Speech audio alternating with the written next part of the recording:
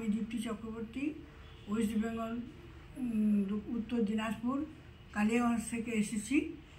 আমার এই হাঁটু ব্যথা ছিল। আমার পাশে, বাড়ির পাশে ওখানে হাঁটু রিপ্লেস করে গেছিলো। সেইটা আমি দেখে শুনে তারপর ডক্টর আশিস সিং এর সঙ্গে যোগাযোগ করি এবং ওনাকে দেখাই। উনি তখন আমাকে বললেন, আপনার গুটিয়া বহুদিন খারাপ হওয়া রিপ্লেসমেন্ট করতে হবে। তাই আমি ওনার কাছে চলে আসলাম। ডক্টর আশিস সিং আমার কাছে গড় তুলল।